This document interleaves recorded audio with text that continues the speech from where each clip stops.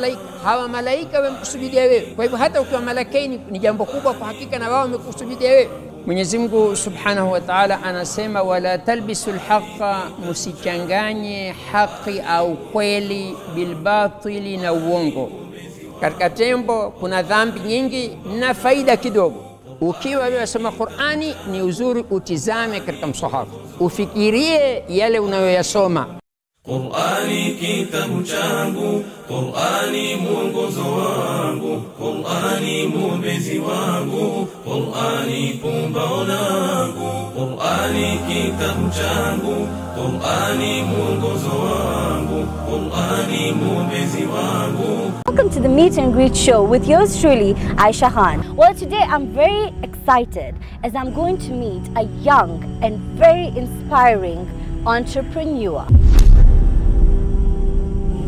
Did you always want to do construction management? How did that come about? When you think construction management, yes, it's management of the process. That Islam is life, it's peace, it's love. It's very different from the other sports I play, so I took it as a challenge. First of all, I'm recovering my head, not my brains, so I don't think that should be a hindrance for anyone. Join me, Aisha Khan, every Monday at 7:30 p.m. as I set out to meet and greet with inspiring Muslim women whose stories are bold, adventurous, heartwarming, and life-changing.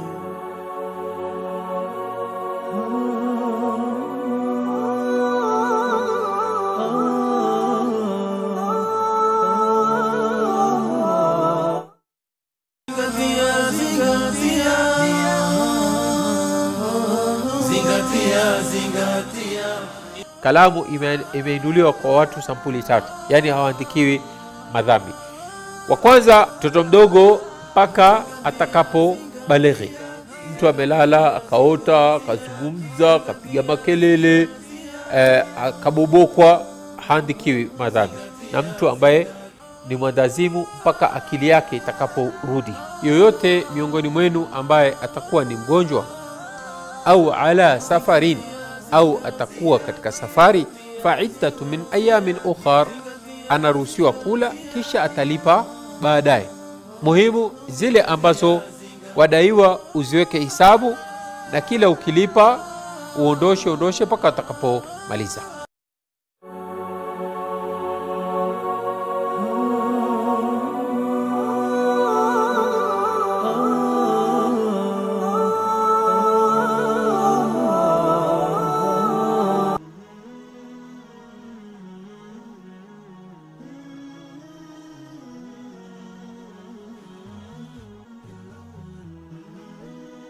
Horizon TV, the beacon for the nation.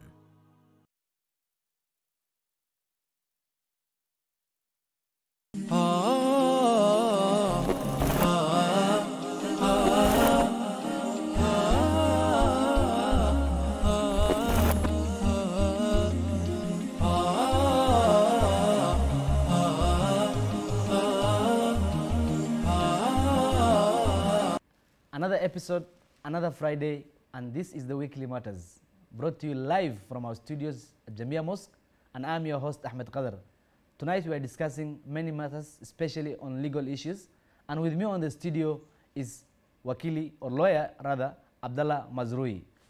Abdallah, welcome to the studio. Thank you very much. Alaikum. Wa alaikum salam. Nice to be here again. Thank you. Now, I'm sure you are following a lot what's happening in the country, especially on matters law. And before we go into other issues, this week, some judgments came from the Supreme Courts that Kenyans took issues with. But before even we go to that, yes, if you have been following the conversation online today, yes, the Kenyans have taken an issue with the Supreme Court President and the Chief Justice attending a political rally, which was being attended by politicians, and saying, you know, what do you make of that? It is strange because I think the Chief Justice had tried previously to show that he was neutral, that he was not leaning towards any political party as such. So I don't know on what advice he attended such rallies. And of course for Kenyans it reminds him of the past when the judiciary was seen to be a toady of the executive and basically cheering on whatever the executive was doing. The judiciary has to be very careful because it's supposed to be seen as an institution where even if you have issues with the government, you can go and get your rights. But if you have a Chief Justice being seen in such rallies, then there's a perception. Especially a Chief Justice who has been seen to be impartial sort of person. Yes. Who was, in a bench that nullified a presidential election. Yes. Now I want to read to you some reactions from Kenyans and especially leaders at the Senate. Yes.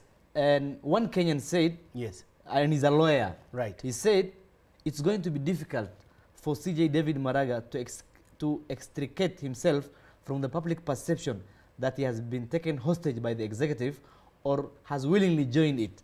As CJ cannot be doing this, not under the Constitution of 2010.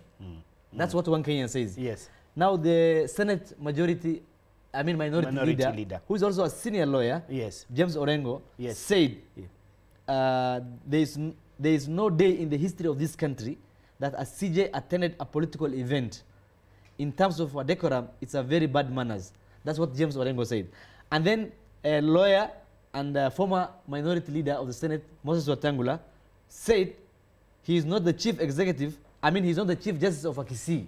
You know the rally was happening at Kisii? Yes, yes. He said he's a chief justice for the Republic of Kenya. Now, if you read what Kenyans have said, yes, what the leaders have said, yes, and the judiciary being the last resort for Kenyans, yes, what will you say as a lawyer yourself? These are the types of issues which raise perceptions of bias, perceptions of failure to be impartial.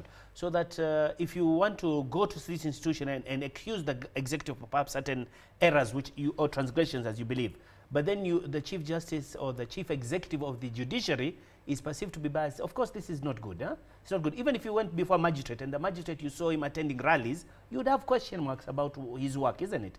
So I honestly do not know on what advice. I don't know if he has explained himself, but the perception is not good. The perception is not good. Are we going back in terms of the steps the judiciary has made in the last few years, especially under the new 10 constitution, to be seen to be independent and arbiter of justice of the last resort? Are we eroding the history? You know the nullification of the presidential election was a bombshell. Yes. Nobody expected it. And at that point, it was like a high point. It seemed that the judiciary could seem to be free, independent, and even make a decision which was completely against the executive wishes. But that is the high point. It appears now from that high point we're going downwards. Huh? We don't know, maybe there have been extreme pressure has been exerted upon them, we don't know. But definitely the perception 1 year on is completely different. 1.5 years that now the judiciary now is not necessarily the bastion of impartiality or independence that people thought it could or should be. So what is the impact of that? This is when we're lawyers, we go ourselves to courts or we represent litigants who go to court. When we go to these courts, we want to feel that at least we'll be given a fair hearing. That even if, for example, there's the Republic on the other side, represented by prosecution, if it's a criminal matter, or if it's a civil matter, in which you are the major forces on the other side, still, you're hoping that the judicial officer will be somebody who will look at the evidence and the law and the facts and make an impartial decision. But this situation, it's perception is important. It may not be that it could be that he doesn't understand that he made a mistake, or he might have an explanation. But perception is very important, because if I do not perceive that I can get my rights impartially, then we have a situation where chaos and anarchy can reign, isn't it? Yes. So it behooves the judiciary, and this is my advice to all judicial officers of whatever level, that be very careful of what they are seen to be doing in public, and of course they must live good private lives, but in public what is shown to the nation, you want to be careful how you are seen. You have to be careful. Now, talking of perception and how the public perceive you, the judiciary sometimes this year made a ruling regarding the hijab. Yes. Yet they say there was no ruling on the hijab. Now I want to use the issue of perception. Yes. When the Supreme Court made a ruling, the major newspapers and major media houses screamed, right, and I quote unquote, a blow to Muslim girls. Right. Yet the Supreme Court judges are saying we did not never ruled on that issue. As a lawyer, make me understand, for the sake of our viewers, what that means and what is the impact on that regarding the hijab. Okay. And now that Muslims are also going back to court for review. Now, again, this ties into what we talk about, the perception of the judiciary being seen to be part or parcel of the executive. Historically, we know Kenya's history. And we know how the judiciary would go and try and seek substantive rights, but they would hide under procedure. And hiding under procedure, they would deny your rights and say, we're not dealing with the right issue because they're of technicalities, formalities. So now this ruling is one of those that falls under formalities and technicalities. It's a complicated one, but basically the Supreme Court was saying that the Muslim litigant came into the suit as an interested party, not as a direct plaintiff or petitioner or respondent. So they're saying when you came in as an interested party, when the papers they filed, they are not able to plead or seek certain interventions from the court directly because they are an interested party. So using the formalities and technicalities, they're saying that the Court of Appeal, which actually gave the right to the Muslim girl to wear hijab, they said was wrong on that procedure. But, you know, we want to be careful because, first of all, the court process is lengthy and it is expensive. Remember, these people started the High Court. Then it took some time, they went to the Court of Appeal. Then from the Court of Appeal, they went to the Supreme Court. This is some time, years that took place before this ruling was given. There's time, there's expenses that took place. And then when you reach at the end, the apex court, it tells you, you came wrongly on procedure, technicality. We haven't ruled on the substantive issues, but at the end of the day, remember, the Muslim parent wanted his child to be able to wear hijab, which I don't see as a difficult issue or extreme issue. So they said we did not rule that she cannot wear hijab, but they refused to rule on the issue itself. So in the end, substantively, she's still in the same situation. Yet they're telling you that we have not ruled on hijab. So these are the types of issues, perception amongst the people who are seeking rights. So if they have not ruled on hijab, yes, why will the media pick on the story and saying a blow for Muslim girls? And then immediately we see reactions where, you know, girls are starting, you know, schools having issue with hijab. Yes. It happened. It happened. Yeah, it happened. It was in the media. They were using that now. They were using it. And they're using that. Yes, they were using that as an excuse. You know, at the end of the day, it's because the Muslim parent who wanted his child to be able to wear hijab did not get that decision that they wanted. So it's a blow in the sense that his child had been denied that right by the school, and the Supreme Court in its ruling did not give her that right. So it is a blow against Muslims, but they are hiding under formalities and technicalities.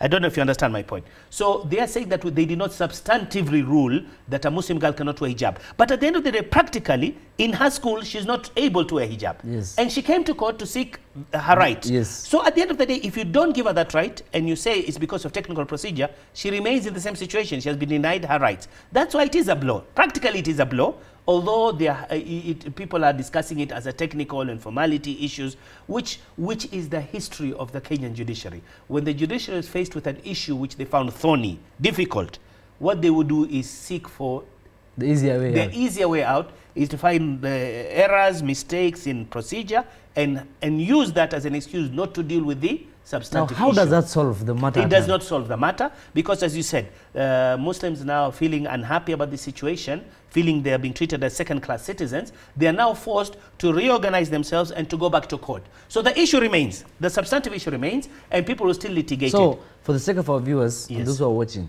yes, what happens? What is this review about? How does it go? And what does it lead to? A review is you know, you cannot seek an appeal from the Supreme Court because it is the apex court, it's the highest court. So you cannot seek an appeal of his decision. But you can ask the Supreme Court to look again at his decision, to try and look at maybe in its own understanding of the facts that came before it, maybe it misunderstood. So you're asking it to look again, to reconsider. It's not technically an appeal, but you're asking it to reconsider and see that perhaps by relying on procedure and not dealing with the substantive issues, they have not solved a problem. Actually, they have exploded a problem because the problem has now become a public issue. Everybody's agitated one way or another about it. So you're asking them to reconsider, re-evaluate their own decision based upon your further explanation of what was actually pending before them, hoping that by reconsidering, they will now come to a decision which would be favorable to the rights of the Muslim girl. Okay. Now, again, there was another rulings from the Supreme Court, this time regarding matters governance and counties. Yes. There was the issue of Homa Bay. Yeah.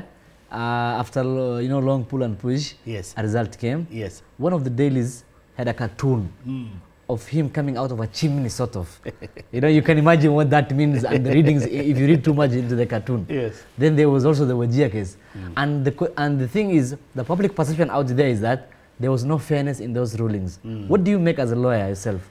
I honestly, at this point in time, I have not got enough details the details of the Homa Bay ruling or the Wajir ruling. But you know, we must understand that when you go to court, and this is what actually... And so by the way, yes, just to add on this, yes, if you must be following, yes, the lawyers on both sides were also ranting on social media. Of course, each one saying that, you know, one was paid, you know, those kind of things. A lot of things. So yes, those issues I was not involved, so I don't know the full details. But all I can say is that by the nature that some very troublesome, difficult issues come to court, and that is why the court must be very sober and must be clearly impartial and must really make sure that its decision is solid. You understand? When there's a perception, as we've said, that perhaps through the Chief Justice participating in a political rally, or some of these rulings which are not dealing with the substantive issues but dealing with technicalities, when a perception comes into play that actually the judiciary is not dealing with the issue, some of them are difficult. So of course there'll be some who will be unhappy about ruling. But at the end of the day, you know, it needs to be seen that they were serious, they were impartial, and they really applied their minds on the issues. Where that is not seen to be the case, then it becomes a very difficult situation, isn't it? So I don't have the personal details. I have not gone into depth about the Homa Bay or the Wajir ruling, but there are controversies. There are controversies about it.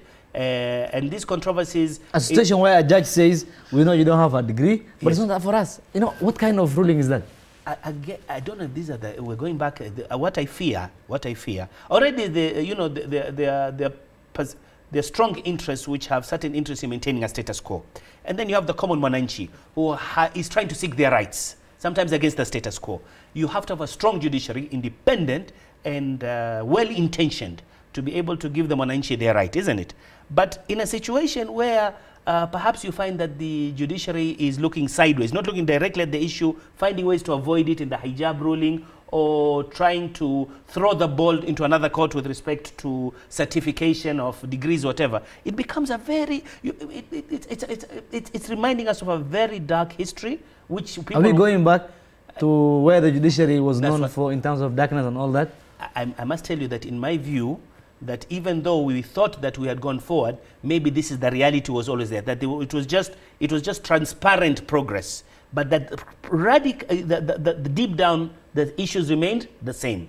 And this shouldn't be surprising, because at the end of the day, the status quo, the powers that be, still have the strongest say in appointment of the judges and the Judicial Service Commission and going down. So it means that, in a sense, they still try to make sure that they don't have people who will really rock the boat. And when they find judicial officers who rock the boat, they become very angry. There was the issues, or even transfers, you know, the right people are being taken. People are saying that is one. On social media. You had what, of course, you saw after the nullification of the presidential election, the kind of statements and the threats and the intimidation that was there. Basically, they're trying to tell the judiciary, be careful. Don't cross this line. Revisit. So maybe we'll revisit these issues. So perhaps the judiciary has become frightened or intimidated and said, okay, there are lines here, we want to be careful. And the problem is, those lines, if you don't cross them, then Mwananchi will never really get their rights. So now, you know, the judiciary is in a difficult position, the litigants in a difficult position. Well, we have a lot to talk tonight. Of course. And we are going for a short break. I'm being told we are out of time. We are going for a short break. That's a commercial break. But I also wanted to remind that we are live on our Facebook page. That's Horizontv Kenya on Facebook. Twitter at Horizontv. We are also live on Zuku. If you have the Zuku decoder, we are on Azam. And we are on all other platforms. So you do join us and keep watching. We'll be back shortly.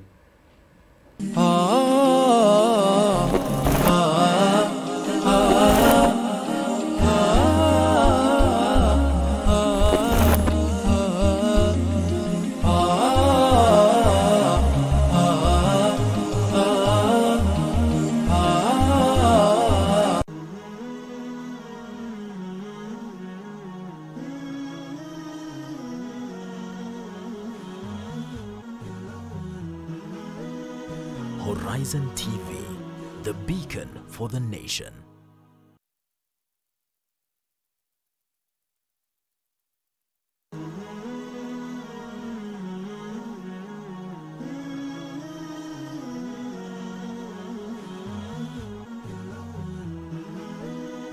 Horizon TV, the beacon for the nation. Welcome to the Next Gen Show. What is a youth? A youth is someone who is 30 years and below. What are the reasons for this high unemployment rate? Our education system does not address what is in the market as jobs. Experience. You just started. You can't even have an experience. However, if I spend 10 years in my schooling and they want 10 years experience and I was using the 10 years to rack up my papers, it doesn't make sense. Is music haram? It only becomes haram when we have music instrument included. Music and its instruments, its demonic voices. We need to understand Shaitan is your enemy. Every Monday, 8 to 9 p.m. Only on Horizon TV.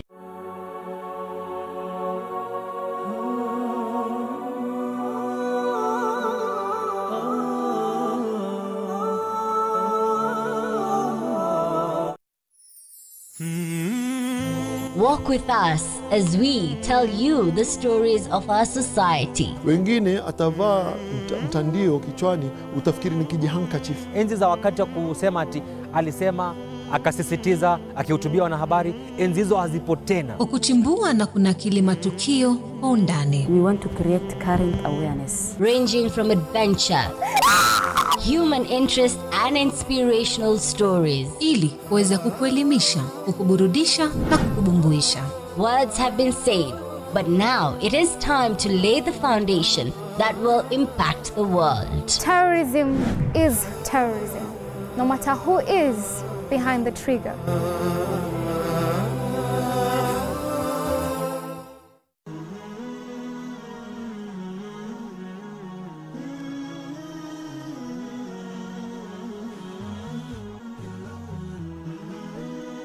Horizon TV, the beacon for the nation.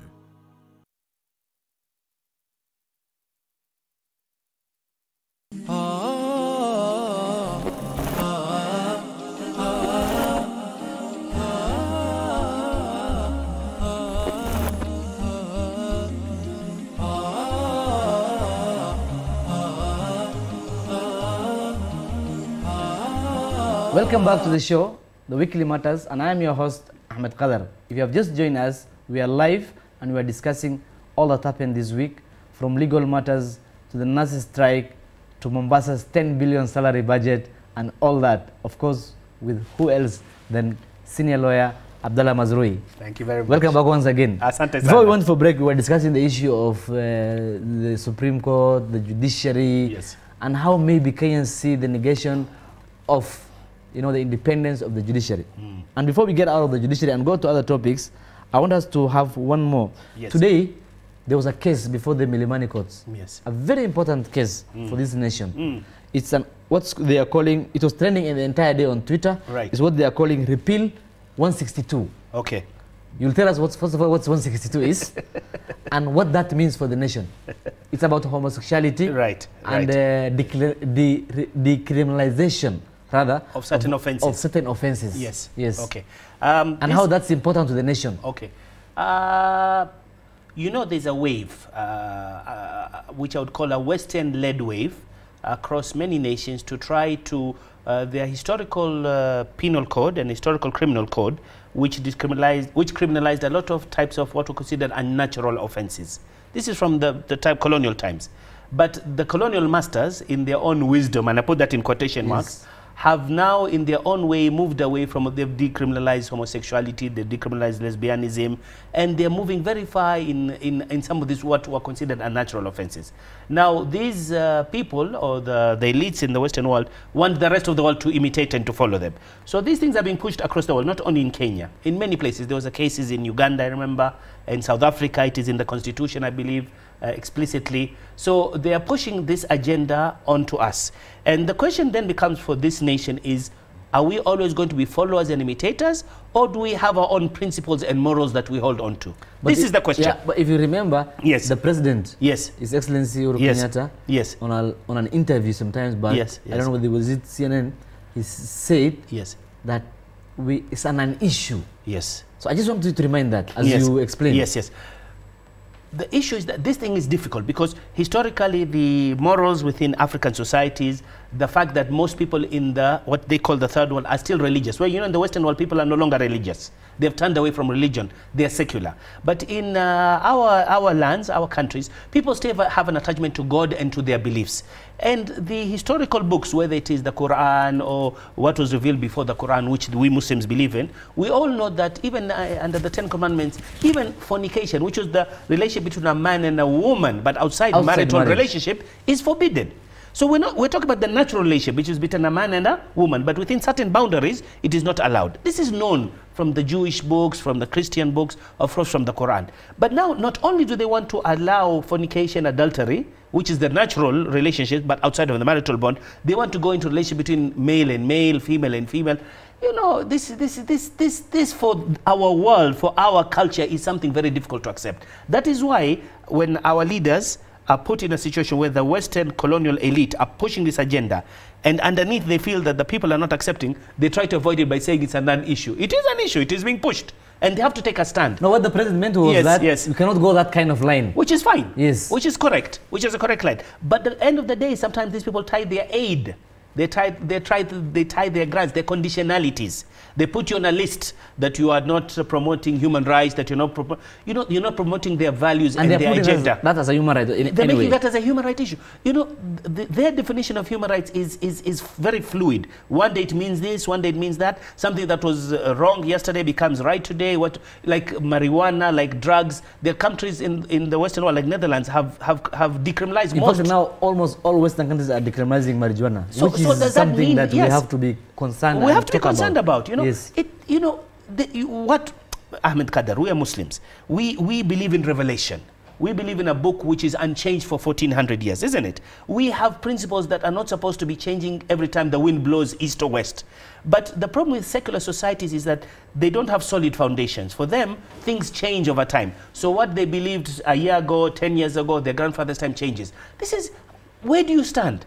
Where do you stand? You don't have a solid foundation, so every time things change. How can it be that because they change their views that we must also imitate? Me, I'm against this. Honestly, now, what do you make of today's case? Yes. And the judges never ruled anyway. They postponed the judgment. This issue, Kenyans are discussing. Yes, of course. We are going to read later on in our last segment what Twitter is talking about and all these things. Yes. But the issue is that if you check at the trends in today, I monitor the social media. Yes. And it's a very powerful tool, one way or another, positive or negative. For Kenyans nowadays, they use social media and especially Twitter to air their grievances, to reach out to authorities, and talk about issues which are painful to them. Which are painful to them, or which concerns them. Now, the issue of Repeal 162, the case I have just asked you, has been trending the entire day. And Kenyans are saying no to it. Now, as a lawyer and as an individual and a citizen of this country, what is your take on that?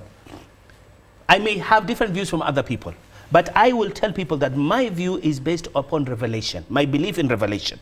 My belief in revelation has given me standards that do not change over time. They are timeless. It have eternal standards. Means what was wrong yesterday will be wrong today, will be wrong tomorrow. I, as a human being, as an individual, may fail to meet those standards, but at least I know what those standards are. So for me, these things are wrong. Not because I say so, but because the divine revelation says so. And what will you advise if you are advising the judges who are supposed to rule on this case? These judges are in a thorny situation, which is probably why they postponed this ruling. Because they are not sure. They realize there's public pressure, perhaps against it. But at the same time, there's also pressure. The powers that be. So they're in a very difficult situation. This is why, let me tell you, my dear brother, that sometimes some people, decent people, refuse to join certain institutions for fear that they'll be put into position where they'll have to make a very difficult choice. And when they make a choice which is wrong in quotation marks, they are exposed to such type of pressure, intimidation. You understand? So that is why sometimes certain positions are very sensitive. You want to be careful. If you take that position, you have to make a stance. But now they are not sure. I think they're reading the wind. So we give them the benefit of doubt until they make a ruling. And then there'll be one section of the public or the other which will cry out. Now, that's for courts. It's still within the courts, but a matter that is very important. The National Land Commission. Its term has expired. I think they were there for the last 6 years or so. They are leaving office. Yet, according to reports, they have not ruled on a single historical land justice. You come from a region where there's historical land justice. I want your view on that. Okay. My dear brother, this new constitution came with multiple what they call constitutional commissions, which were supposed to look into thorny issues which Kenya, even post-independence for 50 plus years, has not been able to deal with. Mzigo mzito, a very big burden was put on these commissions, even with the best case scenario, with the authorities supporting them, with the status quo on their side, with all the resources they needed. Believe you me, these issues would have been tough to resolve. But the problem is that when they look into these issues, they find that behind the scenes, there are very powerful interests which have ties to these historical injustices. So how do you resolve them? So if they move forward in resolving them, they wanaudhi wazee. And if they don't resolve them, the situation on the ground is bad. But they're supposed to follow the law. The law sometimes gives discretion, which they try to use this discretion in a way either sometimes to delay issues. Sometimes, let me tell you, institutions, for fear of rubbing people the wrong way, they show themselves, they appear to be dealing with issues, but as you said, they've not made any substantive ruling on any historical injustice issue. Why? Because when they scratch... And that was their mandate. That was one of their mandates, was that one, to regularize the land system and all. Basically, maybe the major mandate was one of the major mandates was that. But they haven't solved it. But look at the National Police Service Commission. You look at virtually any commission that was the Ombudsman. There are different commissions and institutions that were created by this constitution, supposed to help the common man and deal with long-standing grievances, but the reality is not one has successfully dealt with them. Maybe except IPOA. To some degree, but you find sometimes they look at some cases and they don't look at others. I mean, because we know that the police on the ground are still harming and abusing people, isn't it? Yes. So IPOA has dealt with a few cases, but how many cases still? The problems in Kenya, my dear brother, are endemic and systemic. And to be able to deal with them, you really need a strong force pushing in the right direction. But the constitution was more politics than reality, that a change of heart. Now, I get from your discussion, from you saying that we are trying to negate what we got in 2010. We're not, you know. Why is it so? Why are we not moving? It was an aspiration. I think 2010 was an aspiration.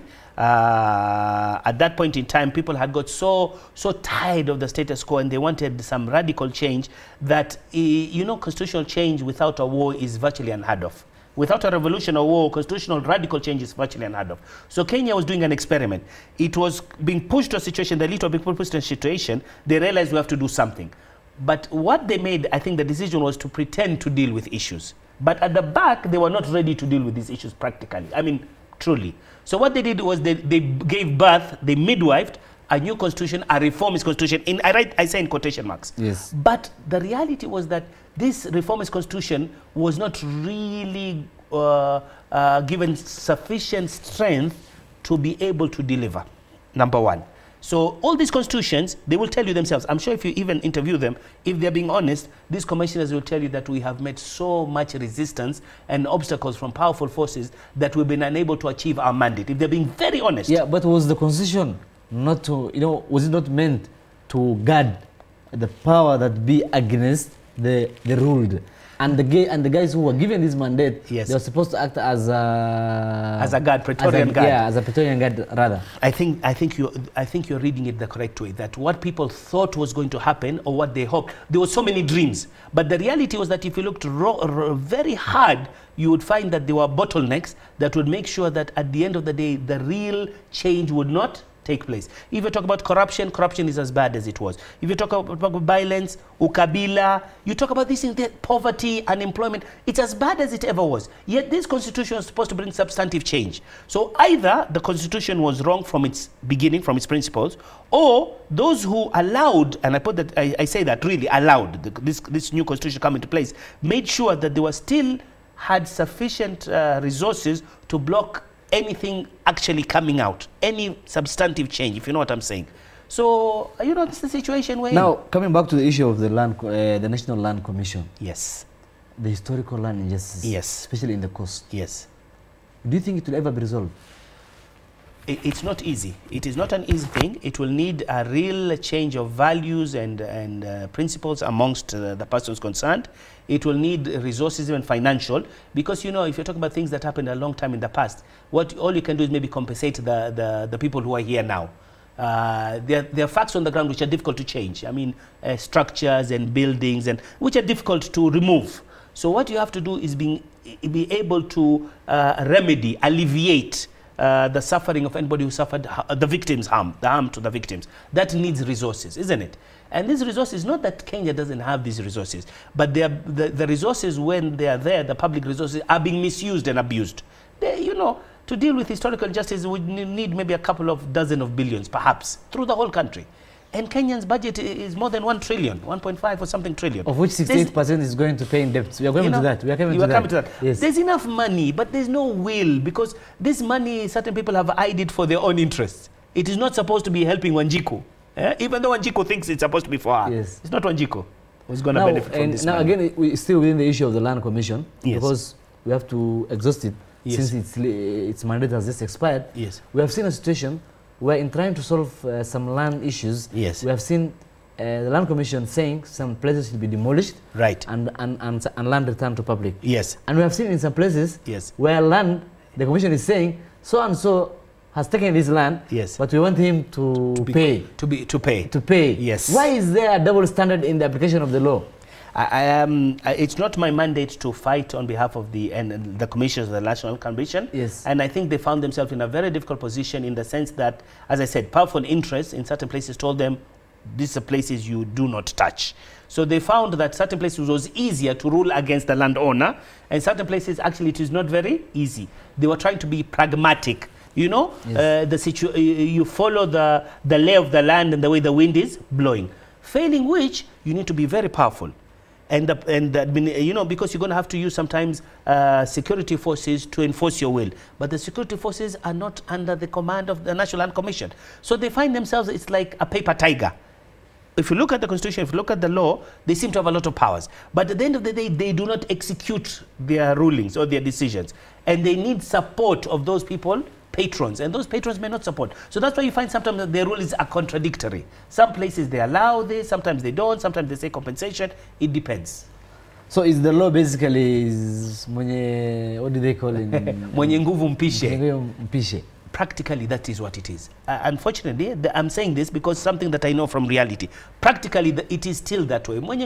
You look at the cases. Kenya thought 2010 constitution was going to change that. Yes. That when you met in court, whether you're a common man or a rich man, you're on the same level.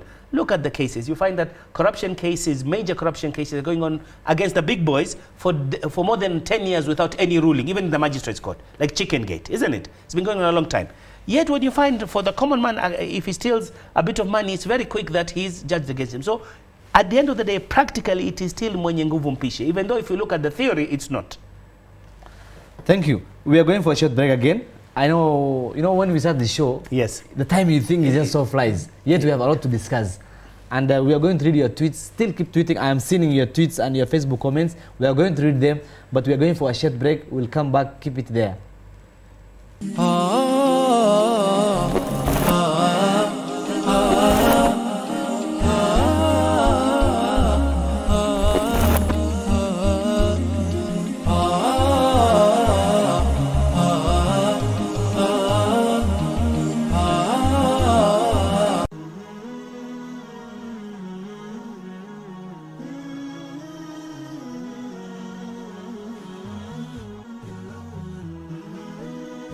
Horizontv, the beacon for the nation.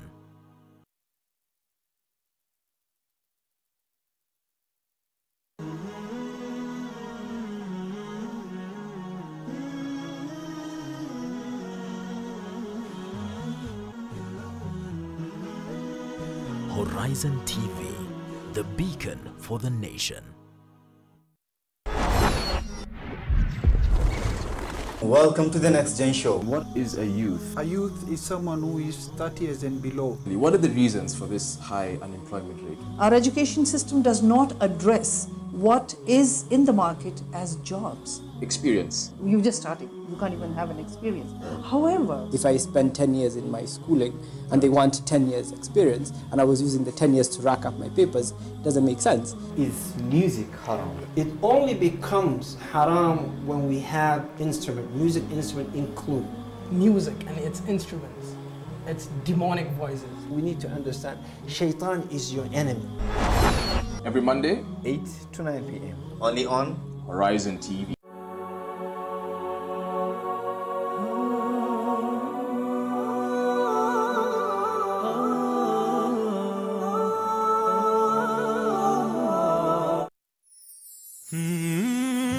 Walk with us as we tell you the stories of our society. Wengine atavaa mtandio kichwani, utafikiri ni kijihandkerchief. Enzi za wakati wa kusema ati alisema, akasisitiza, akihutubia wanahabari, enzi hizo hazipo tena. Kwa kuchimbua na kunakili matukio kwa undani. We want to create current awareness. Ranging from adventure, human interest and inspirational stories. Ili kuweza kukuelimisha, kukuburudisha na kukubumbuisha.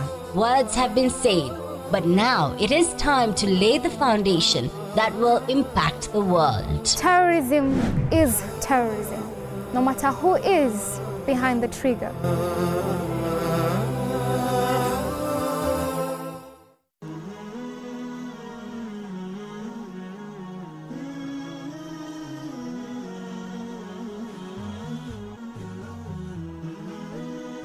Horizon TV, the beacon for the nation.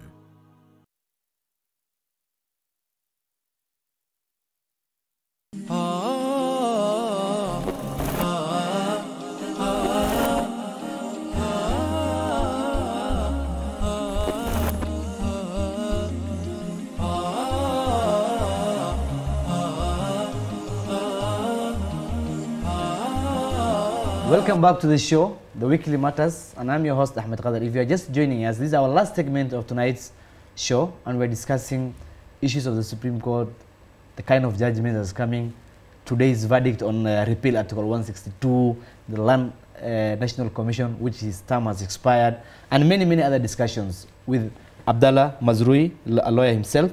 Now, and before we went for a break, we were talking about the issue of the Land Commission. Now, let's go to a place I'm sure where your heart lies most, Mombasa. Yes.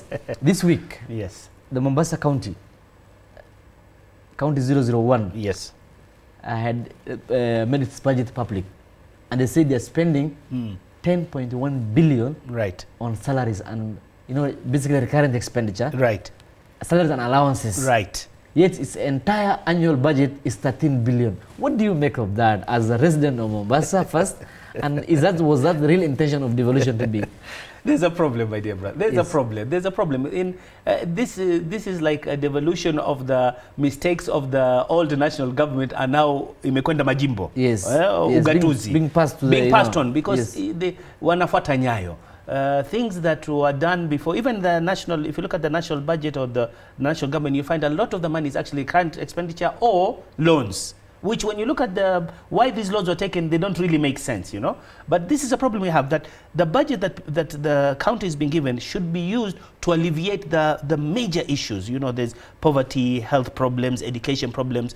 You want to move the people ahead, isn't it? But if you're spending 70% or plus, more than 70% of your annual budget just on maintaining salaries, on a few thousands employees that you have, and county officials. That means that at the end of the day, you're not really dealing with the fundamental issues which the people of Mombasa are suffering. So this is painful to hear.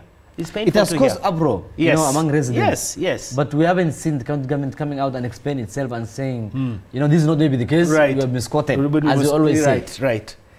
It is for them to explain, isn't it? If they believe that this is wrong, they need to give an explanation that makes sense to us. But unfortunately, we are aware that generally, that after 8 or 9 to the 9th year of this new constitution, with these new counties, with allocation from the, what they call it, there's one of the commissions look into the Revenue Allocation Commission. Yes. I'm sorry, yes, that looks into allocation amongst all commissions based upon standard values, and then also looking into poverty index. And there's a serious poverty index problem in Mombasa. You'd think that, you know, you'd see some improvement after all these years, but as if time is passing, you find that the rich are growing richer and the poor are growing poorer. So really, there is a problem. You know, these fundamental issues that were supposed to have been addressed, the reality is that they have not been addressed. So where are we going? Where are we going? Now, when you see a county like Yes. Mombasa, Yes, getting 13 billion Yes. or so, Yes. spending 10 billion on just salaries and allowances, yes, Yet they talk of marginalization, right, being marginalized. Right. You go all the way to Mandera. Right. A county that get 10 billion plus per annual year. Yes. And whose maybe current recurrent expenditure is more or less the same Mombasa. Right. Same happens to many other marginalized communities. Right. You know, what do you make it, Wakili, to be honest? You know, and we say, you know, we were supposed to catch up with the rest of the country. I have nothing personal against any of the officials, let's say, in any of these counties. But just talking objectively, this is not what people were hoping for. Really, this is not what people are hoping for. The evolution for the people was that to bring the resources closer to them so that they could benefit and they could take steps up the ladder, isn't it? But with these types of, if this is the reality of the expenditure which is being spelled, and as you know, there's still also questions about misuse and abuse. The Auditor General has pointed out many of these counties have issues about not only that the budget is so much is being used for recurrent expenditure, but actually whether it is actually even that recurrent expenditure is actually been accounted for properly. So when you have these questions, you know. And remember, while this money is being used for recurrent expenditure, paying county officials, yes, the nurses are striking, asking for a little increase, and this is and what they are being told there's no money. Yes. And this week or so, last week, 60 infants died in one of the county's hospitals. Yes. And no one even lost his job for such negligence. This is the problem we're having, that the fundamental issues, if you're not dealing with the health system, making sure that the nurses, they don't have to be paid, you know, Superman salary, but you have to give them a wage which they can live and survive with their families and serve the public well, isn't it? The doctors, we have doctor strike every so often. You have teacher strikes. So if you don't have, you're not dealing with education, you're not dealing with health, you're not dealing with basic infrastructure, water supply. If you're not making sure that you have solved this problem for Wananchi, then what was this? All these reforms, what are they about? And remember, these strikes, they don't happen all of a sudden. Of course. They have been happening. There's notices. And then they're told, now I want to read for you something here. Yes, yes. They say the health minister and governors, this is a news item, have threatened to take disciplinary action against nurses who have defied court orders and presidential orders to resume duty. These nurses never strike today. Yes. They strike sometimes back. Yes. They're an agreement which was not implemented with the authorities. Yes. Now they're being told to go back or we fire you. Yes. How long will this, you know, push and pull go on yet as Wananchi servers? You have to ask those people who are supposed to resolve these problems, because as you said, this did not come out of the blue. This is not the first time, it's not the second time. And even if there's some type of so-called resolution where they're forced back to work, the reality is that the grievances remain. So sooner or later it will come back again. So I mean, if we don't deal with the fundamental issues, as I said, and if our budgets at the national level, at the county level, across the board, are mostly being misused or being used not to solve these fundamental issues, then all we're storing up is trouble for the future, isn't it? Yes. So this is the problem we have.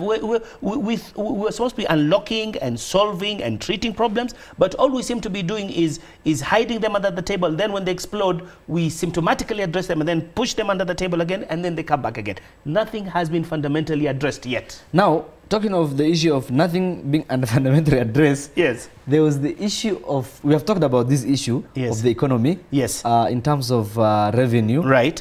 Now at the national level, yes, today's major dailies, yes, say that 68% of Kenya revenue, yes, goes to paying loans. Out of 1.6 trillion revenue we make, they say 1.1 trillion goes to paying loan. We're only remaining with 500 or so billions. Yet the treasury mandarins, yes, are cooking in the books, yes, sort of, yes, saying the economy is growing, yes, yes. But nobody sees it. What is your view on that? What is your view on that? There have been a heated exchange today between some senators and the treasury guys. Right. We are still a hostage economy. When we talk about growth, it is growth for certain people at certain level. For them, they're doing okay. Yes. But for the common Wananchi, he has not, his position has not funded, even sometimes, even when you talk about growth, when they talk about sometimes it's 2% growth, 3% growth, but then inflation, they tell you, is 7 to 8%. It means that there's a negative growth, yes, but they will highlight the supposed GNP growth, yes, and they will ignore the inflation. Because if the money you get, okay, even if you got 20% in your hand, yes, but 30%, the money has lost 30% value, it means that you have lost. You have 10 negative. Yes, you have 10 negative. Yes. So even by their figures, it's not working. But even those figures, you said, perhaps they're being cooked. The reality is, talk to common Wananchi. On the ground, things are worse. If you look at the bills, health bills are higher, education has become higher, cost of living has gone up, rent has grown up, salaries are virtually the same, and when those people want better salary, the nurses, they'll be told, no, go back to work. Yet there's an allocation for salaries for the guys at the top. At the top, at high level, and allowances which are not, some of them are not even permitted. You're talking of 10 billion just for one county. Yes, and sometimes allowances which are not even permitted, they're eating them under the table. So, you know, we are hostage economy, unfortunately. We are the Western world, and now China as well, has become a predator in the third world. And basically, they come and do these mega projects, but they're not for the sake of the common man. For them, it is an investment. And when they make an investment, they have to make sure they get their returns of investment. So whatever money they spend, and even sometimes we wonder if this money is correctly accounted for, still, they want to make sure they get an interest on that. So at the end of the day, it's not really going to help, because you're going to have to pay back with interest. So now China is one of the countries we owe a lot of money to, apart from IMF, apart from World Bank, apart from other donor countries. So we are hostage economy. And those who are benefiting from this are a few, the elite. But the common man, poor man, his situation now, talking of hostage economy. Yes. I would like to see that means, you know, economy is not growing and employment. Now this week, something interesting happened. Yes. In fact, yesterday. Yes. You know, this is the weekly matters. Right. We discuss what happens during the week. Yes. And bring that into perspective. Okay. Okay. Now, this week, a young Kenyan smuggled his kid from the hospital. Right. Yeah? Yes. Because he could not afford to pay the bill. Right. No wonder, I mean, even though they were told that there is free maternity and all this. Yes. Now this guy was arrested. Yes. Taken to court and sentenced. Kenyans took social media, the only avenue they have to address their issues. Yeah. What do you make of that? Someone who's being told it's free maternity, yet when people are being detained in the hospital. Yes. You know? Because there are certain bills which you thought were not going to take place, but they take. It's like taking your children to free education. Then you're told, sorry, there's some extra cost for uniform. I don't know. There's this. You find that.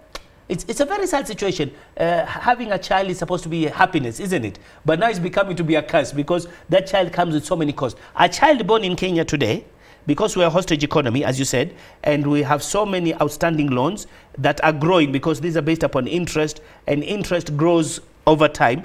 A child is born today already has on his neck an economic burden, has not even breathed the first breath. Per capita burden of each child is growing every time a new child. So that's general. And then this child in particular, his parent has taken him to hospital and has been imposed certain costs which they cannot pay. This is not fair. And in public brothers, they are told... this is not fair. Yes. This is not fair. We should not be punishing people for having children. This is a happy occasion. We should not be sentencing them and punishing them for this happy occasion. But this is the crazy world we're living in today. Now, talking of not punishing people for things that they're supposed to get for free, the Minister of Education said that later on, the Minister for Education said she was misquoted. Right. But you know, she has been flip-flopping, to be honest. But the point is, she said, all help defaulters, we're going to go after them, arrest them. Right. Then Kenyans came out, you know, with a bang, fighting on social media, saying, this can't happen. And she was also criticized. What do you make of, how do you go after people who are finished university, don't have jobs, and they're being told they'll be arrested for not paying? This is the hostage situation I'm talking about. As a child, you're born, there's already a burden because the country has a loan burden. Then as you grow up, for your education, you have to pay. If your parents can't afford to pay, you have to take loans, isn't it? Because help is a loan. Now, these loans, there comes a point in time when they come after you. Because there are many children who come from poor backgrounds. But who are brilliant enough to join university and do well, yet can't access money to pay. Exactly. And that's where help comes in. That's where help comes in. Yes. But this help is not help. Yes. Because it is short term to assist you, but then as you found out that they want to come and recover it from you with interest. So it grows over time. So as you said, and then at the same time, as you said, that most people coming out of the universities don't have formal employment. In fact, most employment nowadays is informal. And which means that the earnings are unpredictable, up and down. And of course, the first thing somebody will do is when you get any earnings, once you get, whether it's formal or informal, you have to take care of your basic needs first. So if you cannot take care of your basic needs, how are you going to be able to pay for a loan for education? We have to be realistic. We have to be realistic. You know, under an Islamic economy, if there was an Islamic economy, basic needs like education and health would be free. so that, you know, these are things which are really the biggest burdens upon people. People can deal... Because the resource of a nation is its people. It's people. And they must be healthy. They must be healthy and they must be educated. So you must cater for this and provide for this, isn't it? From the resources that the country has. And this country has a lot of resources, mineral resources, agricultural resources, water resources, which if used properly for public benefit would be able to cover these costs. But because we take this perspective of a capitalist point of view, which is that everything is privatized or is private owned, it means that very important resources benefit a few who will become very wealthy, but then the common people who should be having the benefit of the resources don't really get What them. can force the Ministry of Education, which is a government agency, yes, to go to an extent of telling we are going to arrest you if you don't pay this? Are we broke as a nation? You know what is the issue? Yes. The issue is that the Treasury is putting the thumbs on them. Yes. Because the Treasury is facing all these loan repayments and doesn't have sufficient funds. So it's trying to find avenues to, as you know, the KRA right now as well is chasing after a lot of people. Any institution which has powers to chase after money which can then go into the Treasury are basically being pushed because of all these historical loans and continuous loans that have been taking place, and we're being told that things are getting better. So that is why, really, she probably spoke under position, under stress, that the Treasury is pushing her, so she has to find ways. But it's not a good situation. Wakil, it's nice having you. Very nice to be back. Time. Very nice to be back. Conversation. Thank you very much. Bring you back. Thank you. More. That is the Weekly Matters. Tonight, that's all we have to discuss. Of course, there are a lot to say, but time doesn't allow us. And my producer is on my neck saying my time is up. Until next Friday, I leave it there. Thank you, and thanks for joining us. Bye.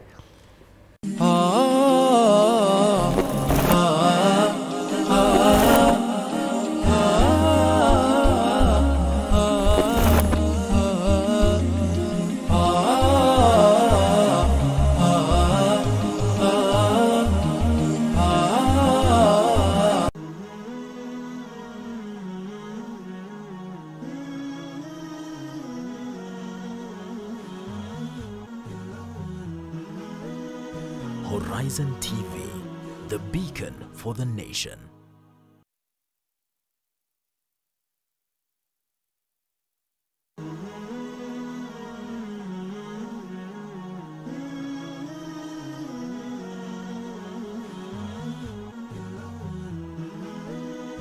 Horizon TV, the beacon for the nation. Welcome to the Next Gen Show. What is a youth? A youth is someone who is 30 years and below. What are the reasons for this high unemployment rate? Our education system does not address what is in the market as jobs. Experience. You just started. You can't even have an experience. However, if I spend 10 years in my schooling and they want 10 years experience and I was using the 10 years to rack up my papers, it doesn't make sense. Is music haram? It only becomes haram when we have music instrument include. Music and its instruments, its demonic voices. We need to understand, Shaitan is your enemy. Every Monday, 8 to 9 p.m. Only on Horizon TV.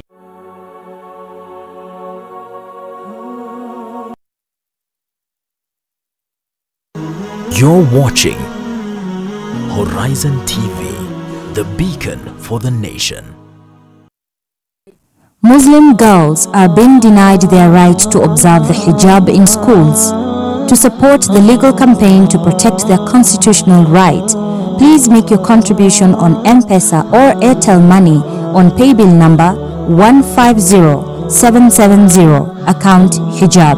This is an initiative of Jamia Mosque Committee and the Supreme Council of Kenya Muslims. You're watching Horizon TV.